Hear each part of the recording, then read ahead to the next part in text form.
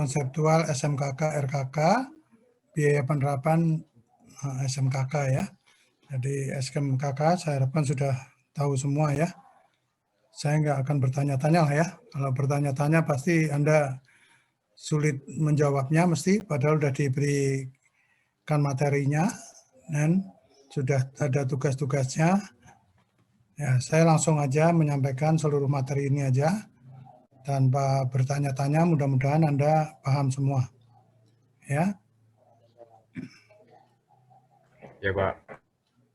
Baik, ya.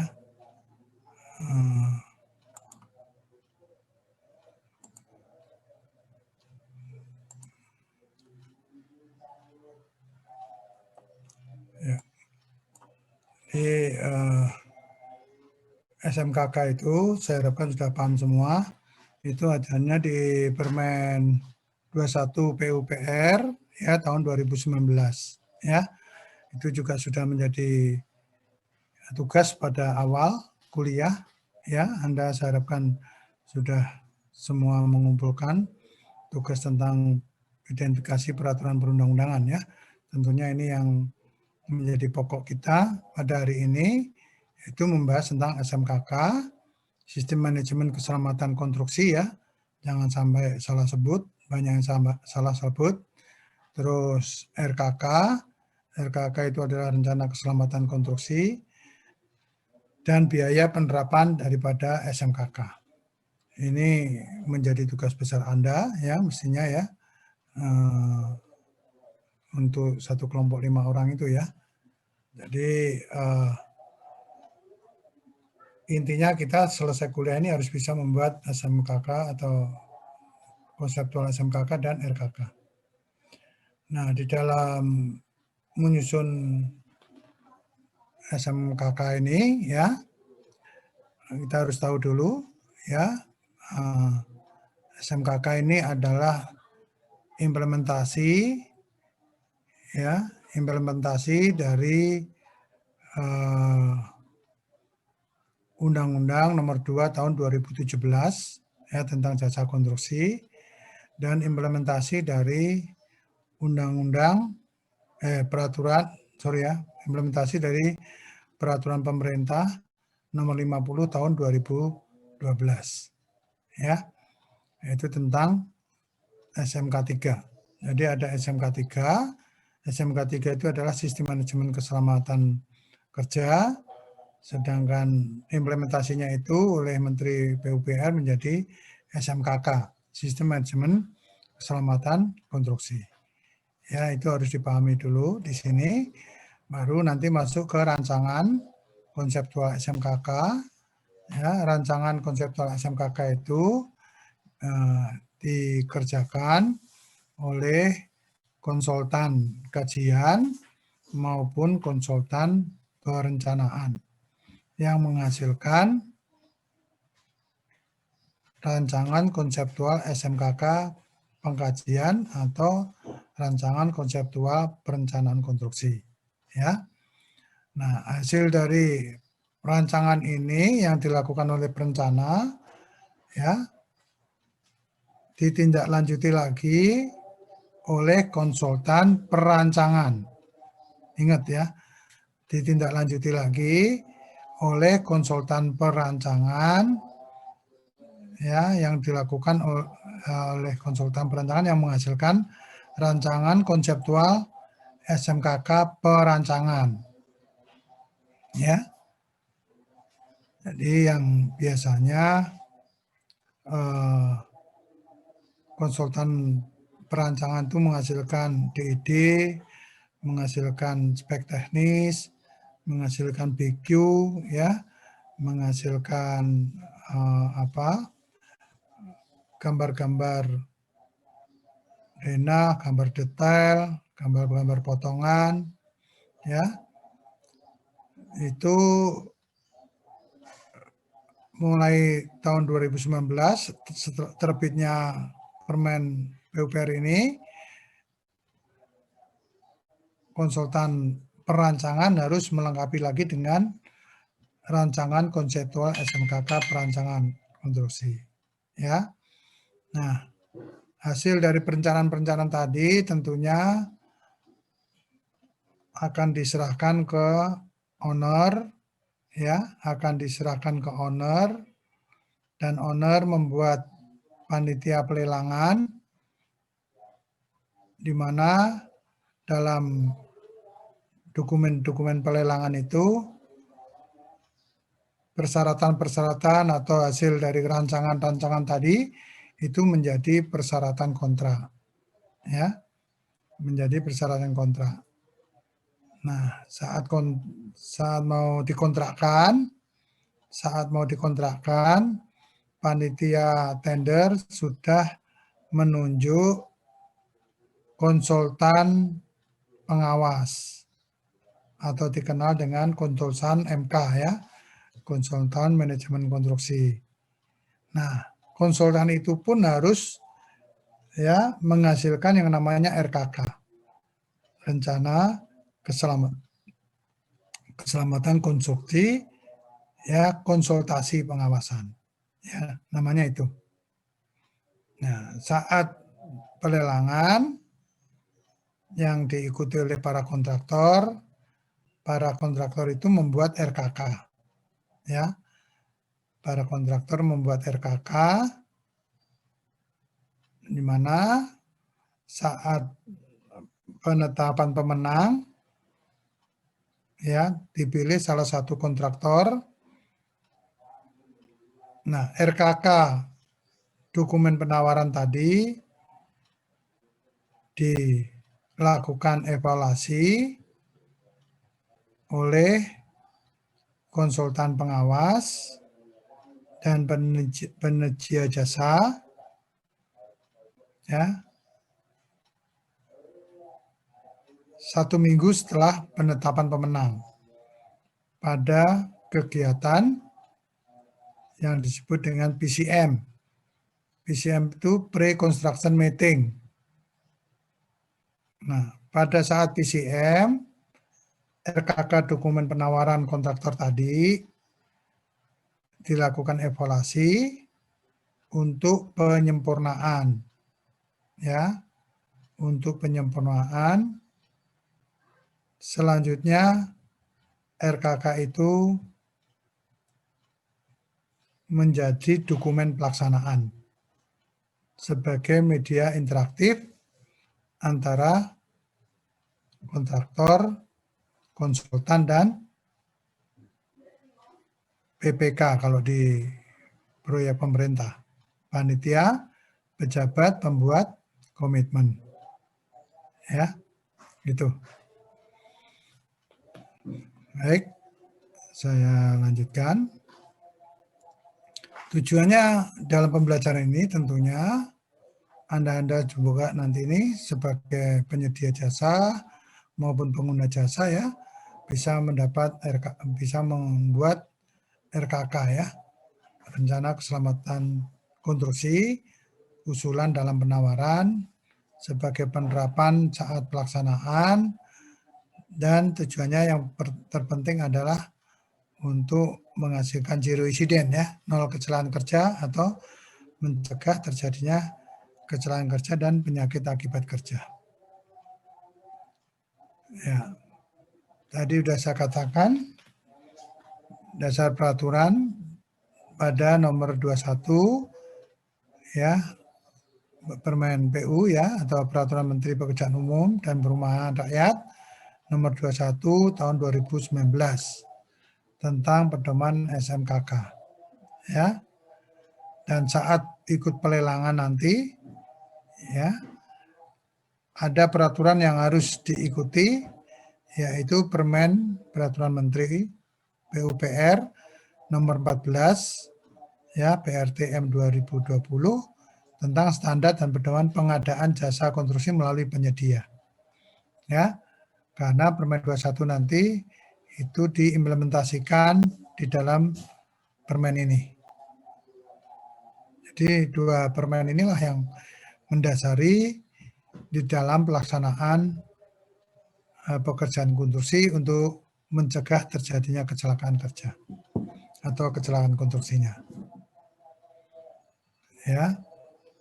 kita masuk ke SMKK-nya, Sistem Manajemen Keselamatan Konstruksi. Ya.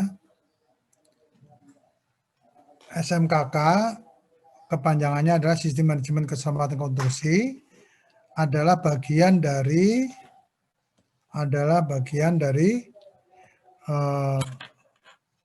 sistem manajemen pelaksanaan pekerjaan konstruksi dalam rangka menjamin terwujudnya keselamatan konstruksi. Ya. Jadi ini SMKK itu adalah bagian dari manajemen-manajemen yang ada di pelaksanaan konstruksi. Ya, yang biasa dilakukan di lapangan itu adalah pengelolaan ya sistem manajemen konstruksi biasanya ya, itu bagaimana mengelola tenaga kerja, mengelola material, mengelola alat ya, mengelola waktu ya, itu semuanya ada di dalam manajemen konstruksi. Nah, SMKK itu terintegrasi di situ sekarang. Ya. Kalau proyeknya banyak, tentunya perusahaan menggunakan manajemen proyek. Jadi ada manajemen proyek, ada manajemen konstruksi, ada manajemen keselamatan konstruksi. Nah, untuk menyusun dan menerapkan SMKK itu, ya, tentunya harus dibekali, ya, tentunya harus dibekali dengan manajemen risiko, ya. Jadi manajemen semua itu tadilah bersama-sama, ya, bersama-sama digunakan di dalam pelaksanaan konstruksi.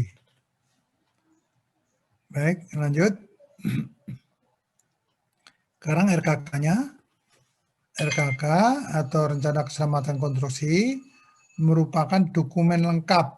Ya, ingat ya, merupakan dokumen lengkap rencana penerapan SMKK. Ya, rencana penerapan SMKK dan merupakan satu kesatuan dokumen kontrak. Artinya apa ini?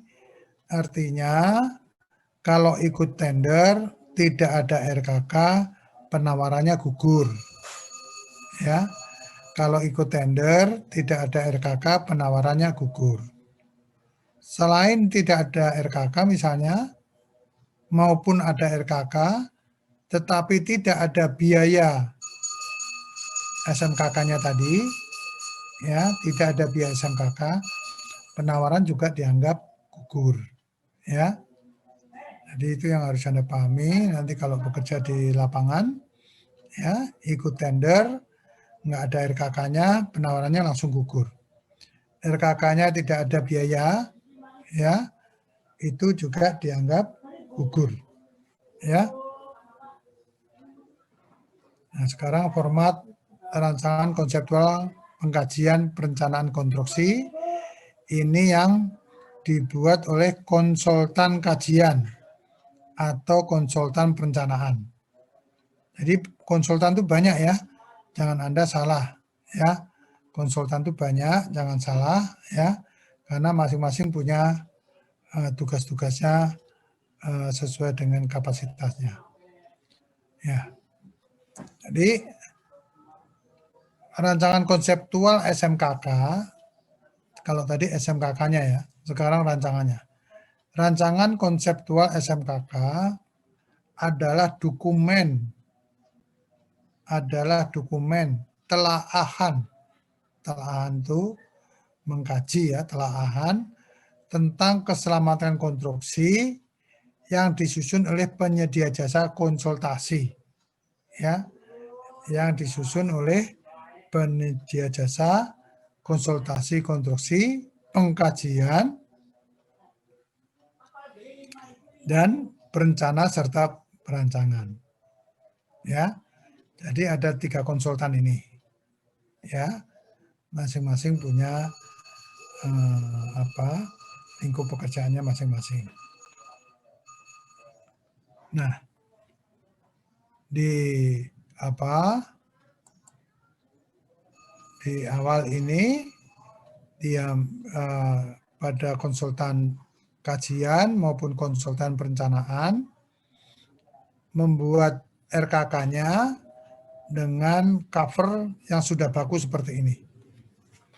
Jadi seperti yang lalu di pertemuan kita pembahasan peraturan perundang-undangan, itu saya harapkan Anda sudah mendownload Permen 21 beserta lampirannya. Lampirannya itu sampai G.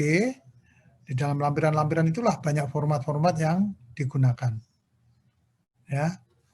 Jadi di dalam format itu di dalam lampiran itu banyak format-format yang wajib digunakan.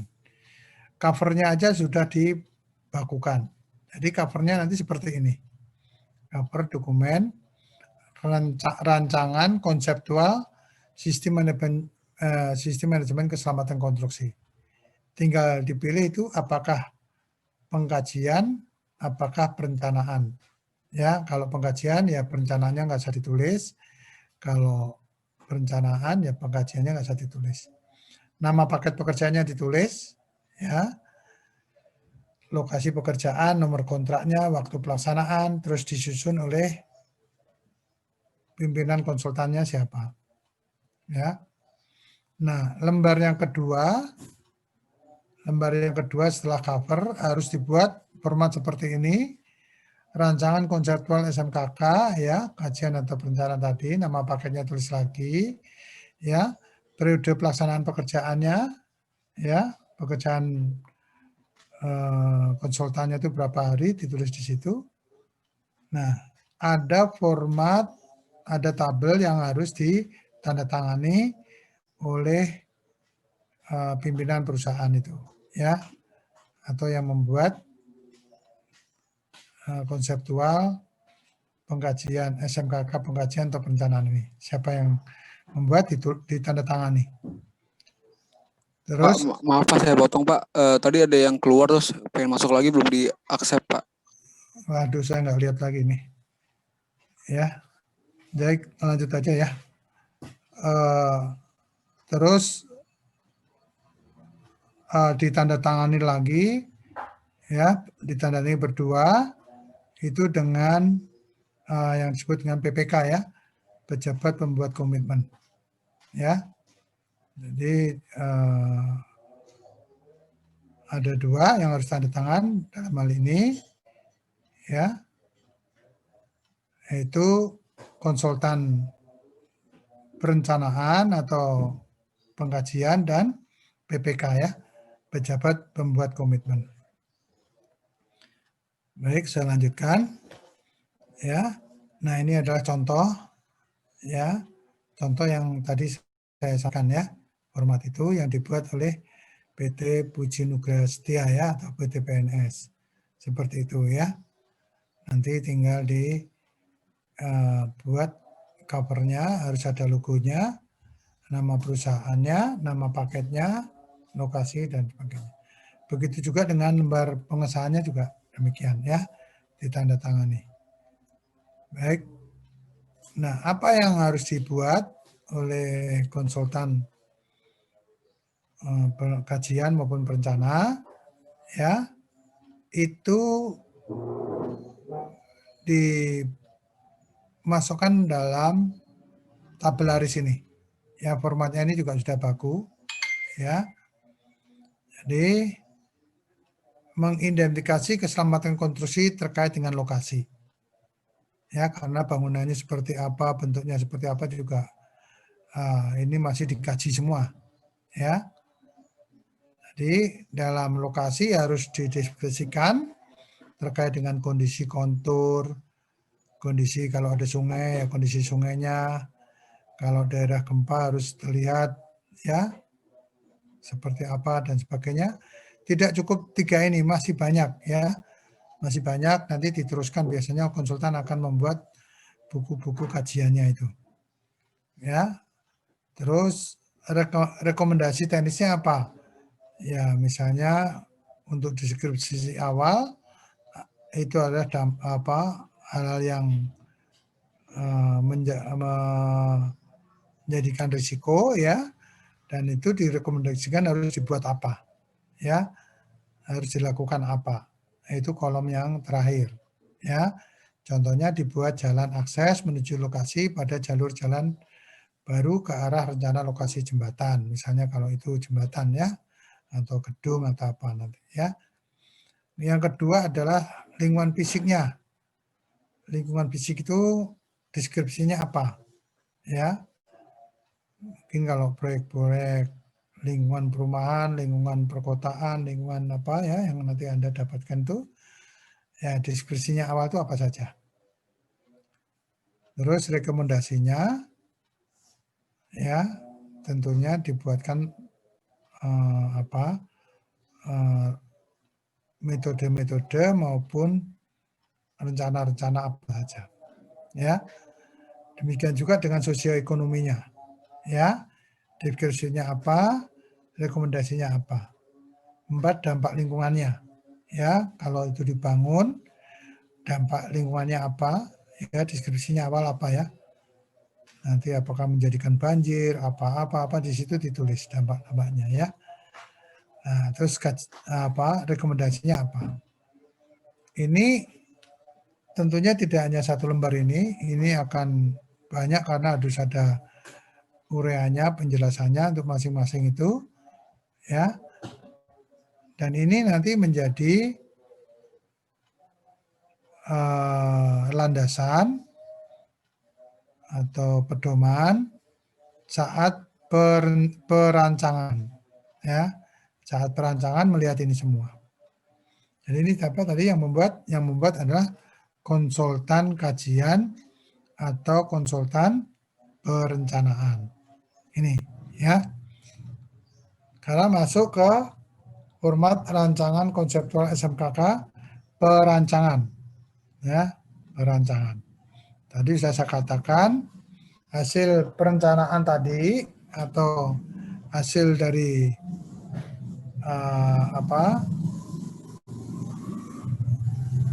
kajian tadi, ya, itu dilanjutkan lagi dengan rancangannya. Nah, ini bentuknya rancangan konseptual masih sama ya seperti tadi. Terus lembar pengesahannya juga masih sama. Yang membedakan ini adalah yang satu konsultan perencanaan, yang ini adalah konsultan perancangan. Ya, ingat ya. Ada perencanaan, ada perancangan.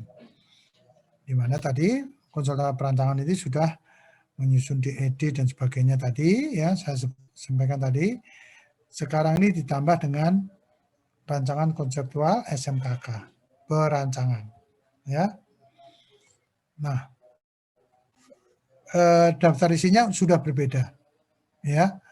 Daftar isinya itu ada cover tadi ya, lembar pengesahan tadi. Nah, ini daftar isinya. Jadi daftar isi ini intinya adalah membuat rancangan konseptual SMKK, perancangan konstruksi terdiri dari satu data umum, ya data umum itu ada pernyataan pertanggungjawaban konsultasi konstruksi perancangan, ada pertanggungjawaban, ada metode pelaksanaan sudah muncul di sini, ya metode pelaksanaan sudah muncul di SMKK ini. Jadi konsultan perancangan ini sekarang ini wajib dituntut menguasai metode pelaksanaan juga, ya, supaya nanti saat pelaksanaan sudah tidak merepotkan. Yang kedua harus bisa mengidentifikasi bahaya, ya. Ini yang lalu sudah saya ajarkan pada Anda, ya. Bagaimana membuat mengisi tabel IBPRP, ya. Identifikasi bahaya, pengendalian risiko, penetapan tingkat risiko pekerjaan itu harus sudah ada nanti, ya. Terus peraturan perundang-undangan dan standar yang dipakai selama nanti pelaksanaan itu apa saja. Makanya di awal saya minta Anda membuat tugas identifikasi peraturan undang-undang, nanti tinggal masukkan aja di sini saat membuat IBPRP, ya. Selanjutnya rancangan panduan keselamatan pengoperasian dan pemeliharaan konstruksi. Ya, jadi harus ada rancangan panduannya seperti apa. Keenamnya adalah pernyataan penetapan tingkat risiko keselamatan konstruksi. Jadi konsultan perancangan ini sudah harus bisa menetapkan level risiko dari bangunan yang dibuat.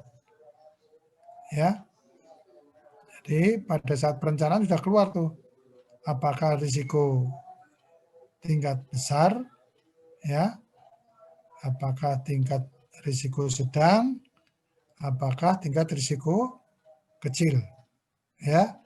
Itu konsultan ini harus sudah bisa menetapkan. Ya. Selanjutnya adalah dukungan keselamatan konstruksi.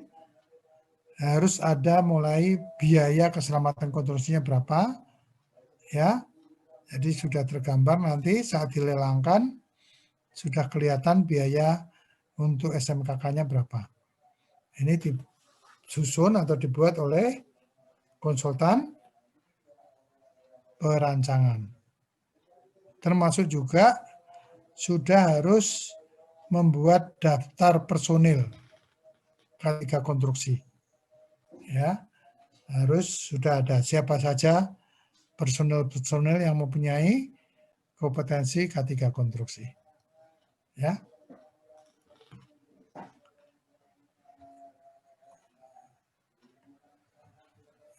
Ya. Dilanjutkan.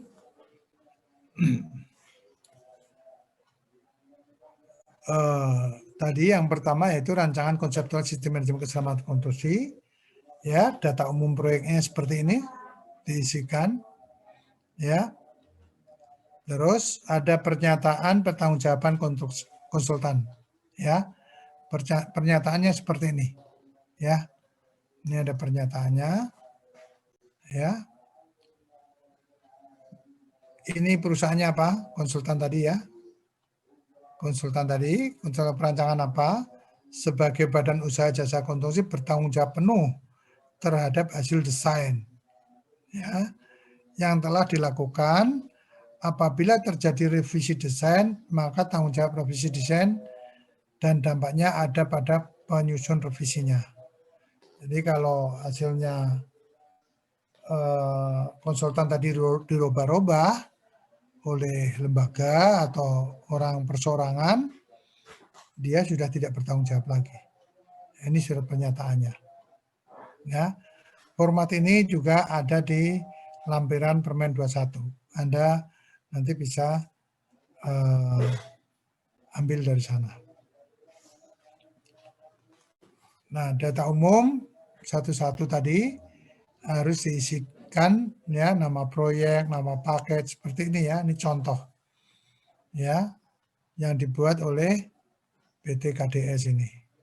Ya. Nah,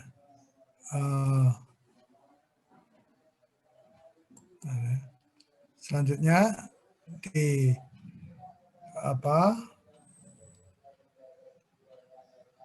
ada pernyataan pertanggungjawaban konsultasinya ya. Itu tadi ya. Ini contohnya ya. Saya rasa Anda sudah tahu. Selanjutnya adalah metode pelaksanaan. Ya. Misalnya proyeknya gedungnya 50 lantai. Ya. Ngecor pada ketinggian 50 lantai itu metodenya seperti apa? Itu harus ditulis di sini nanti. Ya. Misalnya akan menggali basement dengan kedalaman 16 meter karena 4 lantai ke bawah. Metodenya itu seperti apa? Itu lingkup pekerjaannya tadi ditulis dulu penggalian, metode pekerjaannya seperti apa. Dan di situ harus sudah tahu bahaya-bahaya utamanya apa. Ya, gali kedalaman 16 meter itu kalau nggak ada metode kerja yang baik, gedung-gedung di samping kiri kanannya, belakang depannya itu bisa ambruk semua itu. Ya. Nah, ini harus tahu betul ya. Nah, sebagai contoh ini, misalnya ada pekerjaan perkerasan jalan, ya Anda mungkin juga sudah dapat pelajarannya, jalan ya, meskipun tidak sedetail yang PJJ mungkin ya. Nah, bagian-bagian itu Anda sudah tahu ada lapis upgrade, ada lapis perkerasan, ada lapis permukaan. Ya, ini misalnya ya, ini kan contoh nih. Nah, pekerjaan ini masukkan ke tabel tadi, terus metode membuatnya ini bagaimana? Dan risikonya apa? Itu dimasukkan ke sini, ya ke tabel tadi. Ya, misalnya pekerjaan pembersihan lapangan, ya, yang dimaksud dengan stripping atau pengupasan topsoil, metode penumpukan peelingnya atau penumpukan bekas galiannya tadi ya, strippingnya itu ditumpuk ya metodenya ya. Nah, terus bagaimana ditumpuk, penjelasannya bagaimana. Terus pekerjaan galian tanah pakai bulldozer, mungkin dengan metode slot endorsing misalnya. Ya. Nah, itu harus bagaimana. Nah, dari metode pekerjaan tadi itu potensi bahaya utamanya apa saja. Nah, ini ditulis pada tabel ini. Ya. Oke.